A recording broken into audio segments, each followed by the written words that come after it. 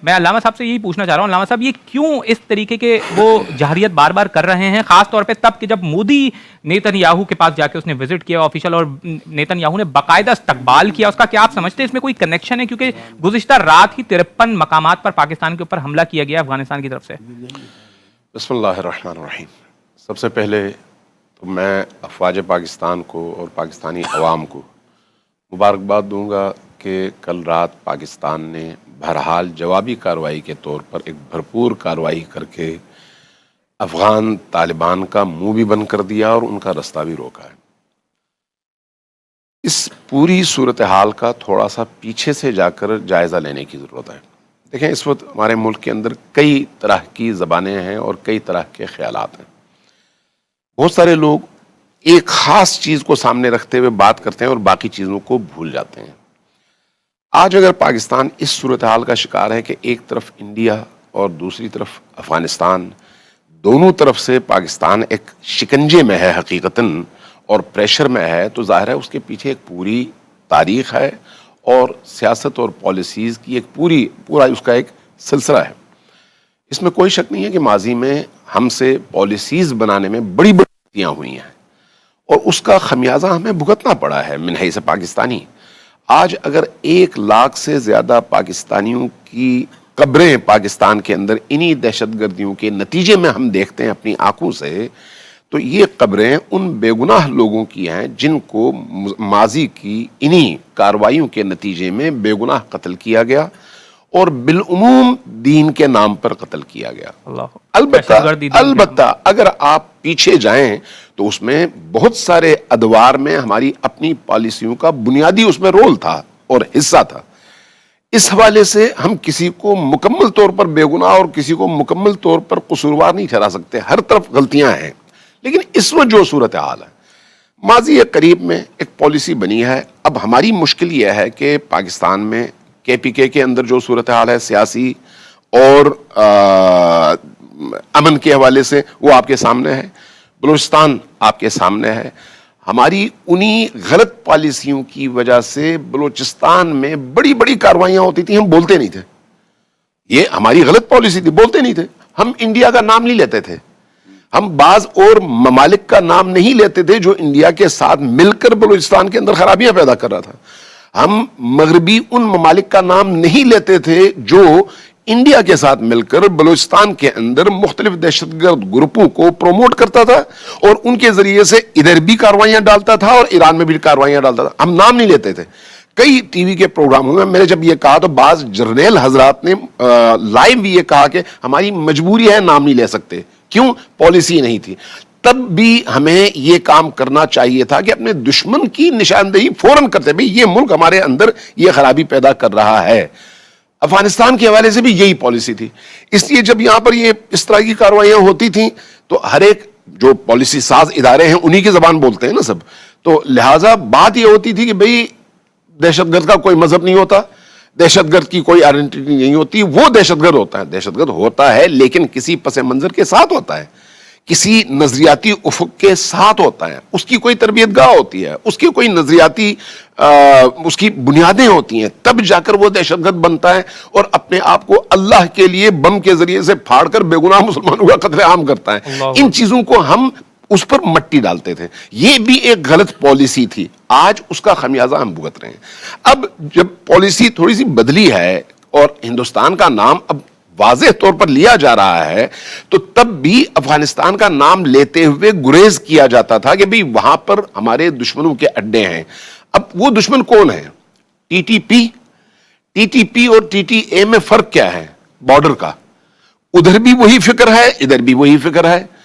میں شدت پسندوں کی بات کر رہا ہوں چونکہ سارے طالبان شدت پسند نہیں ہیں، یہ بات واضح ہے چونکہ میں بہت ساروں کو جانتا ہوں، لیکن جن کا غلبہ ہے اور جن کے اندر شدت پسندی ہے، جو تکفیری مائنڈ سیٹ کے لوگ ہیں، جو اپنے علاوہ دوسروں کا قتل جائز سمجھتے ہیں، جو پاکستانی فوج کو کافر فوج کہتے ہیں، اب ان کے حوالے سے یا مرتد کہتے ہیں، ان کے حوالے سے کوئی پھر گنجائش باقی نہیں بچتی۔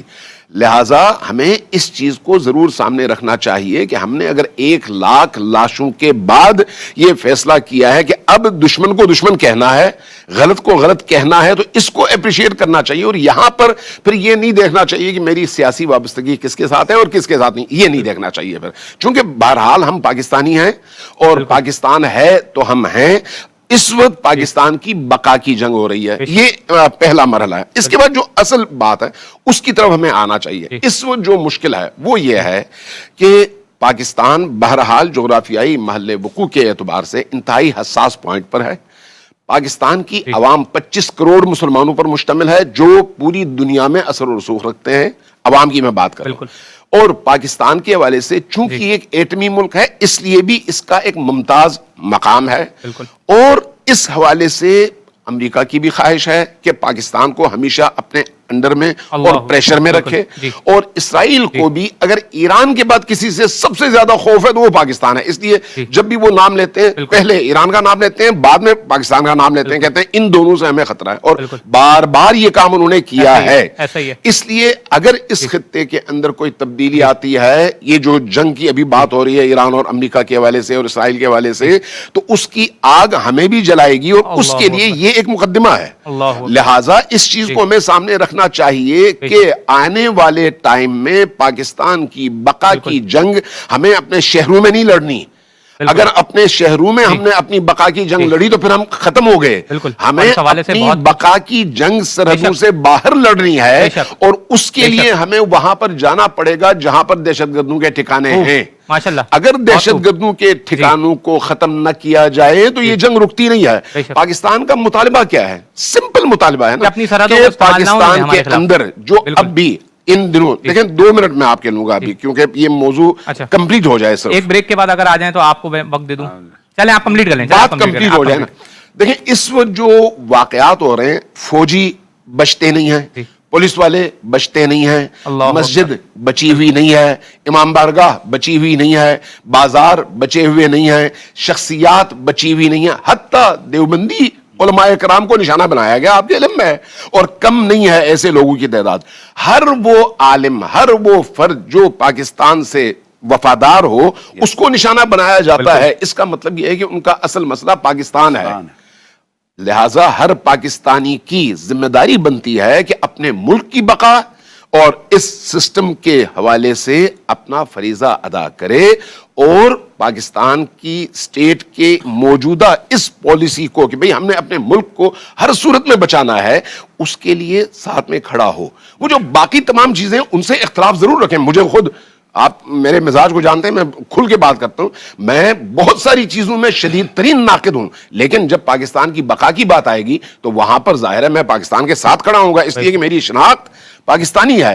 اس وقت جو مشکل ہے پاکستان کو درپیش وہ یہ ہے کہ آپ کا شہر بچا ہوا نہیں ہے, آپ کے 2 صوبے انتہائی مشکلات کا شکار ہیں اور ان دونوں صوبوں میں جو کچھ بھی ہوتا ہے وہ براہ راست افغانستان سے ہوتا ہے. مسئلہ یہ ہے, یعنی انڈیا سے وایا افغانستان ہوتا ہے. مسئلہ یہ ہے. اب جو انہوں نے آیت پڑھی اس آیت کو انہوں نے تو صرف ترجمہ کیا, گزر گئے, لیکن اس پر ذرا غور کریں. اللہ تبارک و تعالی نے لتجدن اشد الناس کہہ کر, لتجدن یعنی اگر تم پوری دنیا میں تلاش کرو تو تمہیں سب سے زیادہ اہل ایمان سے شدید نفرت اور عداوت رکھنے والے 2 طبقات ملیں گے. ایک سب سے پہلا طبقہ یہود ہے اور اس کے بعد مشرکین ہے. اور اس وقت مشکل یہ ہے کہ ان حملوں میں بھی, ان واقعات میں بھی افغانستان کے پیچھے جو ممالک کھڑے ہیں ان میں سر فہرست مشرک ہے اور اس کے بعد اس کے پیچھے جو قوت کھڑی ہے وہ یہود ہے. اللہ اکبر. اور ابھی یہ جو 2 دن مودی کے دورے کے رہے ہیں اس میں اگر ان کے مذاکرات اور ان کے جو آپس کے توافقات دیکھیں, ان کو دیکھیں تو انہوں نے, مودی نے وہاں پر اعلان کیا کہ ہم نے 7 ممالک کا ایک بلاک بنایا ہے اور اس بلاک کا ہدف کیا ہے؟ ریڈیکل اسلام کا مقابلہ. ریڈیکل اسلام کیا طالبان نہیں ہے؟ بالکل. اگر نہیں ہے تو پھر بات ہی ختم ہو گئی. اگر ہے تو اس وقت وہی انڈیا جو ریڈیکل اسلام کے خلاف اسرائیل کے ساتھ مل کر اور دو مزید عرب ممالک کے ساتھ مل کر جن میں یو اے ای اور عمان شامل ہے اور کچھ اور ممالک کے ساتھ مل کر ایک بلاک بنا رہا ہے اور اس بلاک کے ذریعے سے ریڈیکل اسلام کے مقابلے کی بات کر رہا ہے، وہ افغانستان کو مکمل سپورٹ دے کر یہ کہہ رہا ہے کہ ہم اس کے ساتھ کھڑے ہیں اور اس کی مدد کریں گے. تو یہاں پر ہمیں پھر بہت کچھ سوچنے پر مجبور ہونا پڑتا ہے کہ اصل تانے بانے کہاں ملتے ہیں اور اس کے اہداف کیا ہیں. اللہ اکبر.